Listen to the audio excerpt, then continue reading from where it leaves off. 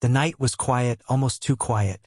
The mansion, with its marble floors and golden chandeliers, stood like a sleeping beast under the soft hum of the city lights. Every clock tick echoed through the empty halls. Robert Hayes, a 45-year-old real estate magnate, had just returned from a charity gala. One of those events where people wore expensive smiles and talked about helping the poor while sipping champagne worth more than most people's rent. He loosened his tie, sighed, and walked toward the kitchen. He wasn't really hungry, maybe just thirsty, maybe just restless. As he stepped down the corridor, something caught his attention. A faint sound. Clink. Then a whisper. Then silence. Robert frowned.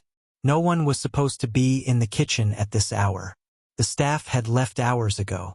He paused at the door. The light inside was dim. Only the refrigerator's glow painted the tiles in cold blue. He pushed the door open quietly. And that's when he saw her.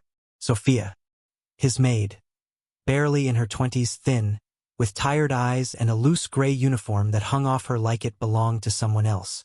She didn't see him at first.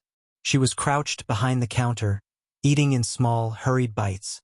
Cold spaghetti. From the trash. For a second, Robert froze. The scene didn't make sense. His brain couldn't process what his eyes were seeing. Then she looked up. Her eyes widened in panic. The fork clattered from her trembling hand. "Sir, I'm sorry," she stammered, standing so fast she almost tripped over herself. "I didn't mean to. I was just—" Robert's voice came out harsher than he intended. "What are you doing?" She swallowed hard, her face pale. "I was hungry, sir," she whispered. "I haven't eaten since morning. I didn't want to waste the food." There was a long, heavy silence. The refrigerator hummed. The clock ticked. Outside, wind brushed softly against the windows. Robert didn't move, didn't speak. He just stared at her. This young woman who cleaned his marble floors and polished his silver plates, now shaking, ashamed, over a plate of leftovers. Finally, he said, quieter this time, "Why didn't you just ask for food?" Sophia's eyes filled with tears. "I didn't want to bother anyone, sir. You already pay me. I thought it would be wrong." Her voice cracked on the last word.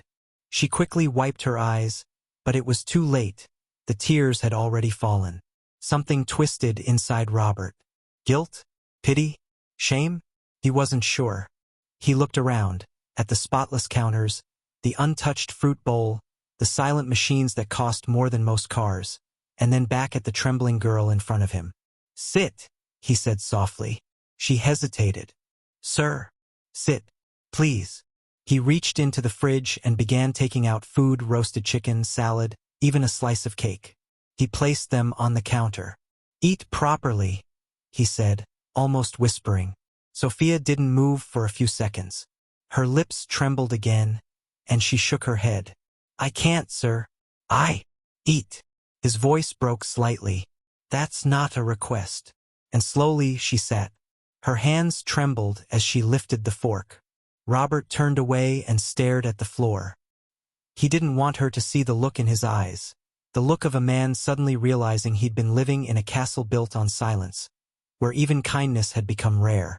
For the first time in a long time, the grand kitchen didn't feel like luxury, felt hollow.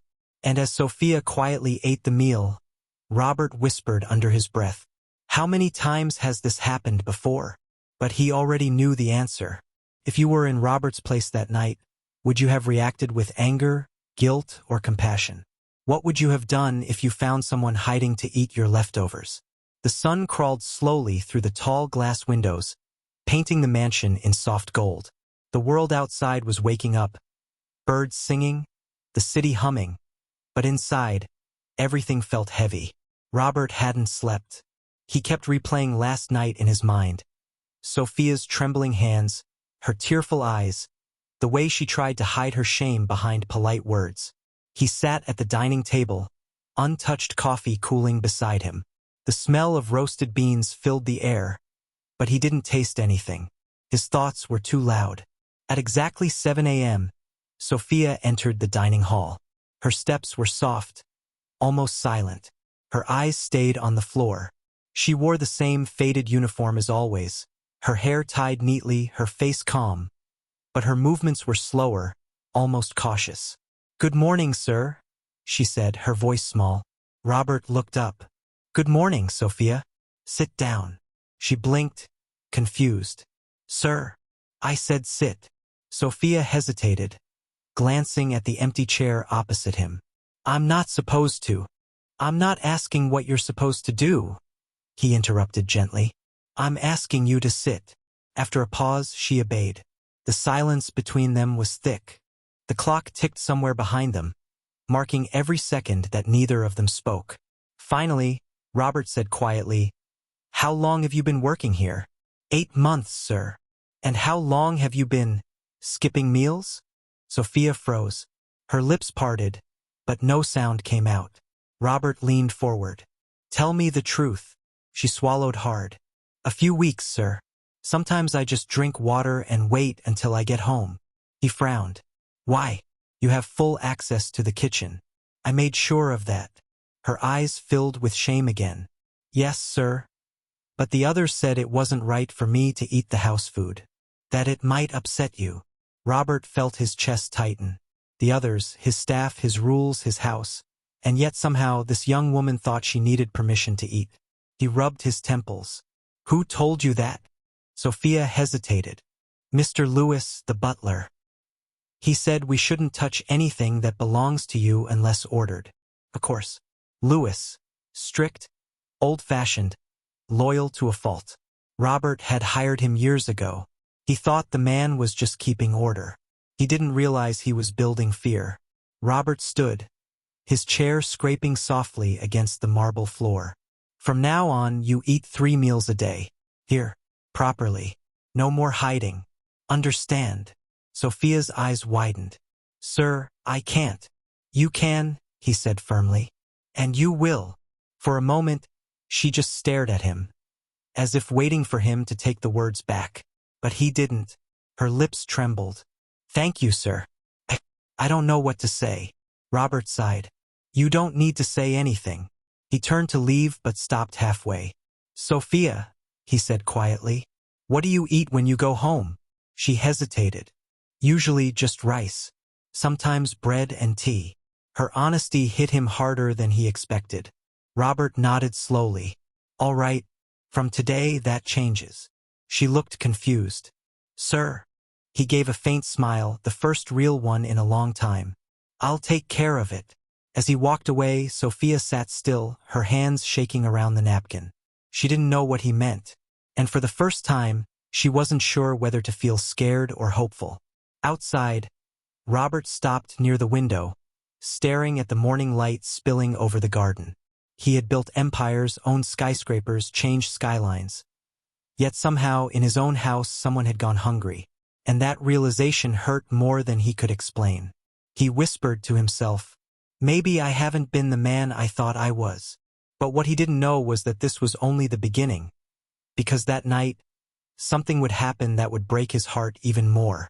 Have you ever realized too late that someone around you was silently struggling, while you were too busy to notice? That evening, rain began to fall, slow at first, then heavy, drumming against the windows like soft knocks from the past. The mansion glowed warm and golden against the gray outside, but inside, Robert felt a chill he couldn't shake.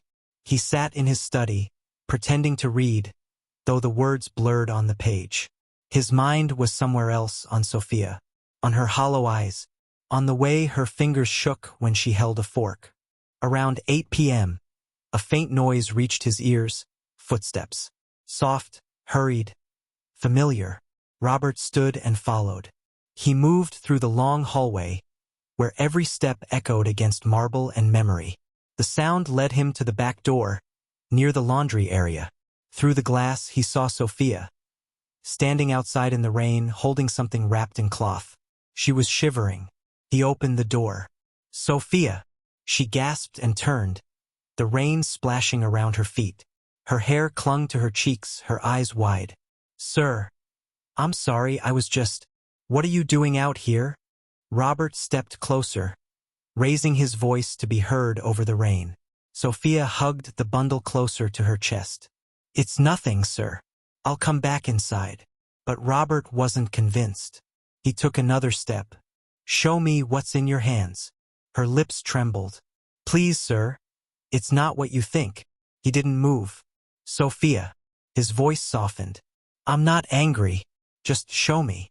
Slowly, she unwrapped the cloth. Inside was a half loaf of bread, some rice in a plastic container, and a small piece of roasted chicken. Robert blinked. You're taking food? Tears mixed with the rain as she shook her head. Not for me, sir. I swear it's not for me. Then for who? She hesitated. Her body shook from cold and fear. Finally, she whispered, My brother. The words came out fragile, like glass ready to break. Robert stood frozen. Your brother. She nodded quickly, wiping her wet face. He's only 9. He's been sick for weeks. I send him what I can. Sometimes I skip meals so there's more for him. For a long, breathless moment, Robert said nothing. The rain fell harder, thunder rolling somewhere in the distance. Why didn't you tell me? He asked quietly. Sophia looked at the ground. I didn't want to lose this job. You've been kind, sir. I didn't want to seem ungrateful. Robert's throat tightened. All this time, she had been sneaking food, not for greed, but for survival. He looked at her trembling form, soaked and pale, holding that pitiful bundle of food like it was treasure. Where do you live? He asked. A few streets away, near the old railway quarters, she said, her voice barely audible. It's not far. He glanced at the dark road beyond the gate. Get in the car. She blinked, confused. Sir, I'm driving you there. Her eyes widened in panic. No, sir. Please, it's not safe. It's too dirty. I don't care, Robert said firmly. You shouldn't be walking in this weather, especially not carrying food like that. Sophia tried to protest again, but his tone left no room for argument. Minutes later, the mansion's black Mercedes rolled out of the gates, tires hissing over wet pavement. Sophia sat silently beside him, her hands clasped tightly over the cloth bundle. The streets grew narrower, darker. Puddles reflected flickers of streetlight. Then, the car stopped in front of a tiny brick room with a flickering bulb outside. Sophia turned to him, nervous. Sir, please don't come in. It's not a place for someone like you. Robert looked at her, then at the fragile little door. He opened the car door anyway. I'll decide that, he said quietly. As he followed her toward the small house, the rain softened, but the heaviness in his chest only grew. And when that door opened, what he saw inside would change everything he thought he knew about kindness and heartbreak. Would you have followed her into the rain that night, or stayed behind, pretending you hadn't seen? The door creaked open slowly. A faint, flickering light spilled out, weak, yellow, trembling like it might die at any second. Robert stepped inside, his polished shoes pressing against the damp floor. The smell of rain, old wood, and medicine filled the air. The room was small, smaller than his walk-in closet. A single bed, a cracked window covered with plastic, a tiny stove in the corner, and on the bed lay a boy. He was thin, painfully thin, his cheeks hollow, his skin pale. A faded blanket covered him, and his eyes fluttered weakly as he coughed. Sophia rushed to his side immediately. Ben, I brought food, she whispered, her voice soft but full of love. See? Chicken and rice today. The boy smiled faintly. You came back. Robert stood in the doorway, frozen. The sight hit him like a storm. The cracked walls, the broken fan, the smell of dampness. It didn't look like a home. It looked like survival. Sophia looked up, realizing he was still standing there. Her face turned red. Sir, I told you, it's not much. Please don't. But Robert shook his head slowly. You live here. Yes, sir, she said quietly. It's all I could afford after my mother passed. The landlord lets us stay as long as I keep up the rent. He looked around. A single flickering bulb hanging from the ceiling, a bucket catching water from a leak, and a few old toys beside the boy's bed. Something inside Robert broke. He'd spent his life building towers that reached the sky. But now, standing in this small room, He realized how far he'd fallen from the ground. "Does he go to school?" Robert asked softly. Sophia looked down. "He used to, but he got sick. The doctors said he needs treatment. I'm trying to save for it, but—" Her voice trailed off. Robert took a slow breath. "What illness?" "His lungs," she whispered. "He can't breathe properly sometimes. The medicines are too expensive. I give him what I can." The boy's cough interrupted her. She quickly poured some water from an old bottle and helped him sip it. Her hands were shaking, but gentle. Like every move carried love. Robert's throat tightened. He'd seen pain before, on streets, in slums, in reports people talked about at charity dinners, but this was different. This was real. It was right in front of him. He took out his phone. "What hospital is nearby?" Sophia looked alarmed. "Sir, please? I didn't bring you here for help. I just didn't want you to think I was stealing." Robert met her eyes. "You weren't stealing. You were surviving." She blinked back tears. "I'll take him to the hospital tonight," Robert said firmly. "No arguments." Sophia's lips parted in shock. "Sir, I can't let you do that. You've already done too much." Robert interrupted softly. "Sophia, sometimes doing nothing is worse than doing too much." For a long second, silence filled the room. The rain had slowed outside, replaced by the steady dripping from the roof. Then the boy, Ben, smiled faintly at Robert. "Are you my sister's boss?" Robert nodded. "Yes, I am." Ben coughed lightly. "You're the man with the big house." Robert smiled sadly. "Maybe too big." The boy's eyes sparkled, innocent and curious. "Does your house have warm blankets?" Robert swallowed hard. "Yes, it does." The boy looked at his sister, then back at Robert. "Then you should share them. You have too many." Robert's breath caught. The room fell silent again. Sophia's eyes filled with tears. "Ben, don't." But Robert raised a hand. "No, he's right." He crouched beside the boy's bed, his voice breaking as he whispered, "You're wiser than most men I know." Outside, the thunder rumbled again, low and distant, like the sky itself was listening. And in that tiny, leaky room, a millionaire quietly made a promise to himself. He would change everything. But fate had one more cruel test waiting for him. Do you believe one act of kindness can truly change a person's heart? Or does it take something deeper, something painful, to make someone finally see? The night was long, and the rain refused to stop. Robert sat in his car outside the small clinic, staring through the windshield as the wipers slid back and forth, like slow breaths. Inside, Sophia was with her brother. Ben had been admitted an hour ago. The doctors were doing what they could, oxygen, tests, medication. But the look in their eyes told Robert the truth. This was serious. He leaned back in his seat, his thoughts a storm of guilt and regret. How many times had he walked past Sophia without really seeing her? How many people like her had worked under his roof, invisible, quiet, surviving on scraps of his world? He closed his eyes, and a memory came rushing back. His mother, before she passed, used to tell him, "Robert, the true measure of a man isn't how much he owns. It's how gently he gives." He had forgotten that somewhere along the way. The door opened suddenly. Sophia stepped out, her uniform damp, her face pale and streaked with tears. Robert stood up immediately. "How is he?" She swallowed hard. "He's stable for now. But the doctor said he needs a minor operation. It costs more than I make in 6 months." Her voice broke. "I don't know what to do." Robert didn't hesitate. "I'll pay for it." Sophia shook her head instantly. "No, sir, I can't accept that." He stepped closer. "Sophia, this isn't charity. It's humanity. Please." Tears welled in her eyes. "Why are you being so kind to me?" Robert took a deep breath. "Because last night, I found you hiding behind a kitchen counter, ashamed to eat food that was already thrown away. And that moment made me realize something I should have known long ago." Sophia frowned softly. "What's that?" "That people like me, with our houses, our cars, our pride, we live surrounded by luxury but starved of compassion." The words hung heavy in the air. For a long time, neither of them spoke.